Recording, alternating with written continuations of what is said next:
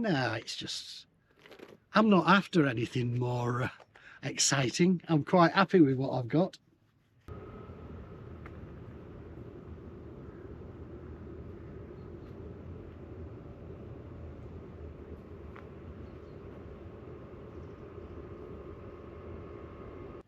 So Roger, you've been living a nomad life for a little while. 4 years now. 4 years. Yeah. And how's it been treating you? Oh, enjoyed it. Enjoy it tremendously. Yeah. I mean, I don't have a house anyway, so it lasts me all the way through the year, doing different things at different times of the year. But I live in that. I would say probably 2 weeks a year I go and stay at my daughter's or my son's or something. But the rest of the time, yeah, living it. And what do you think of nomad life? Love it. Love it. I love that reaction from people. I mean, I was going to go abroad, and you see a lot of people spend their their winters down in Spain and Portugal. But when I did my sums, I couldn't afford that anyway. And in any case, I didn't have a passport, so I didn't bother with that idea. So I'm 70 now, so I've still got a few years of me. Yeah, just go around. I prefer Scotland out of all the places. Why is that? Just something about the place. There's, the towns are further apart, and there's plenty of places to park. And so I spend a third of my time doing festivals, third of my time doing jobs for the kids, or jobs on this, because I've got a yard, which is where I built it. No house or anything, but I've got a yard, and then third of the time in Wetherspoons. Wetherspoons is pretty good actually. Good cheap food in there. Well, I spend £2 a pint in my local Wetherspoons. Wow. And there's nowhere I can go apart from another Wetherspoons where it's as cheap. It really is. So I thoroughly enjoy that. Thoroughly enjoy that. Any challenges of nomad life? None that I found so far. I've not come against, well, the law or anything like that. No, never. The worst thing is the insurance on the vehicle. It's only insured as a Land Rover Discovery, right? Because all that extra bit is not because it's got a ladder chassis and it's all. I've not modified any of the mechanics or anything when I built it. Right. It's just purely cosmetic. And it was a girl at the insurance company who gave me that tip. That's great news. It's just cosmetic. All you've done is cosmetic, and that's it. So, but it's still expensive. The insurance is going up stupidly now. Yeah, it really is. This is inspired though, because of the motif and the design and the trees. What's your thinking behind that? Is it something you're passionate about? You want to blend in? No, actually, no. It was nothing to do with that. I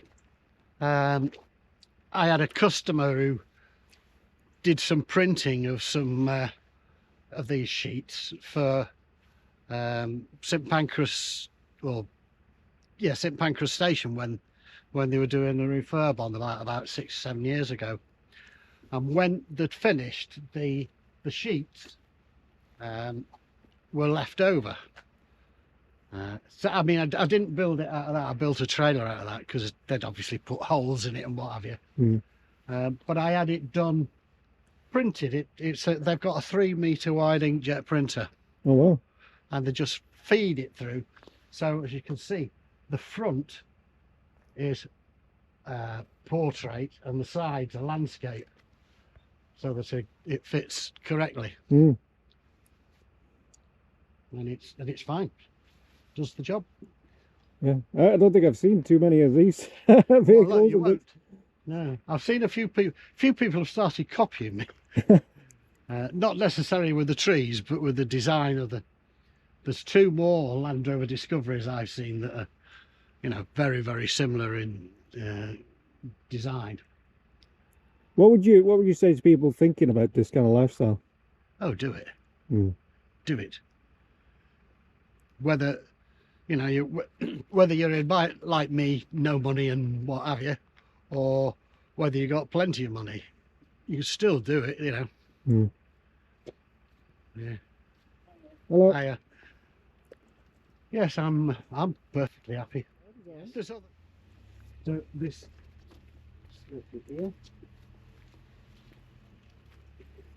There's no point me going in there, but you'll have to keep your head down because you're taller than me. Okay. It was made for my height. Oh wow. Let's have a little look. So as you can see, the bed's over the cab. Yeah. So that gives me plenty of room for everything.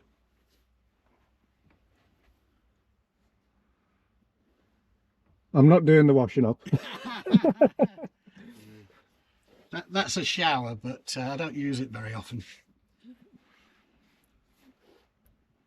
You got the fridge in here as well. Fridge and the gas locker. Gas locker. Excellent. Little seat. You got everything you need in here, haven't you? Oh yes, yes. And how do you find living? It's a great living space, is it? Oh yes, yes.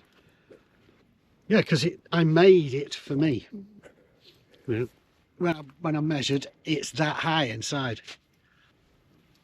Somebody taller than me, they couldn't live in it. But see, that's kind of the perfect explanation, because like Nomad, like living like this, you design it for you, don't you? Yes, that's right. So there's no good copying anyone else. No, that's right. Your preferences, your needs, your wants, your comfort levels. Yeah. That's great. Yeah. What's in here? That's the water heater. Oh, I see. Oh, you got it all. This is fancy. Oh, yeah. I mean, these things you can't have inside. Right. But it's cheap. I'm cheap.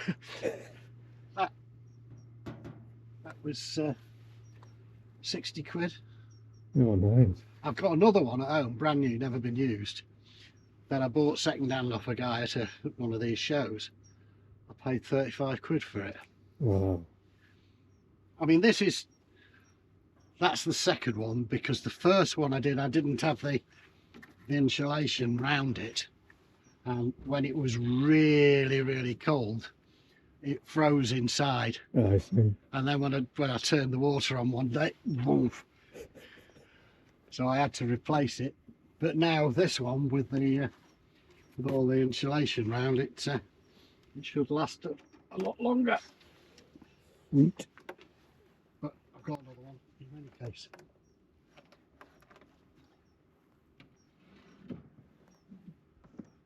You know, everybody says don't buy the cheap stuff, because you know it's not going to last. Mm.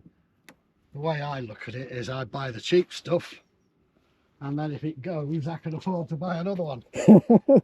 Good advice, that. It really is. But you've got to think about these things in nomad life. Yeah. Like the costs and the maintenance. Yeah. All the things that we need to look at. Yes.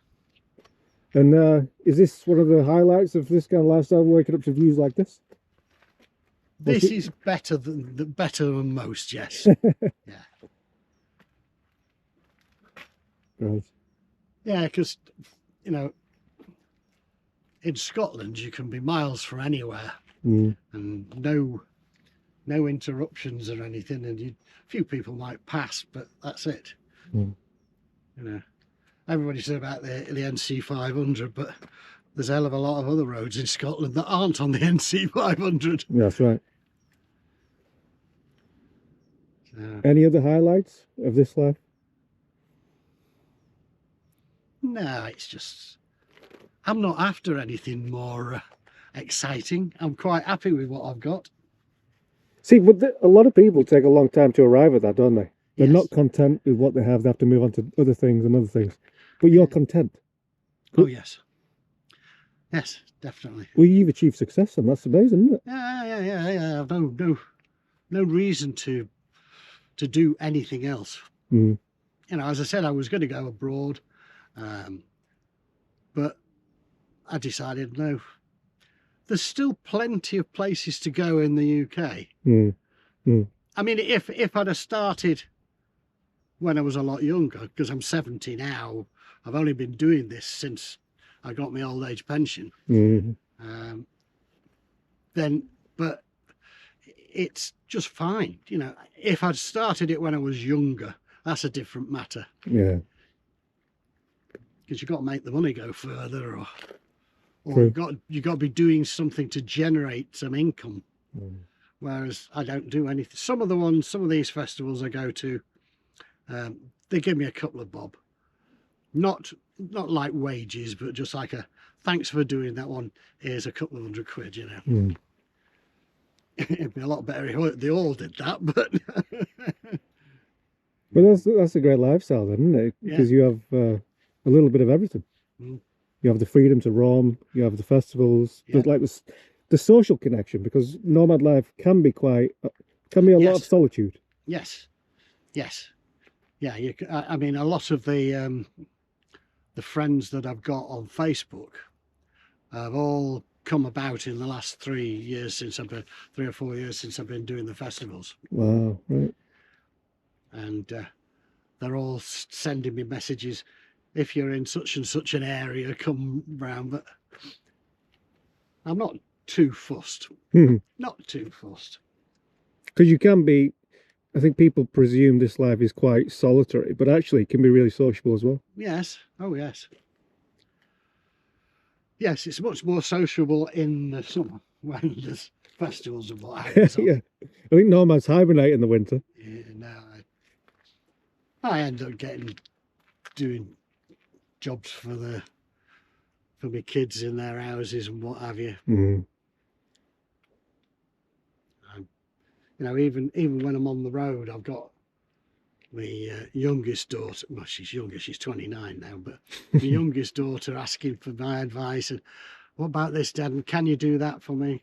The current one is she's changing internet broadband providers, and I've got to ring them up and, you know, that sort of thing. Well, great. It certainly seems like you've got a great lifestyle going on here. Oh, yes. Yeah. Yeah.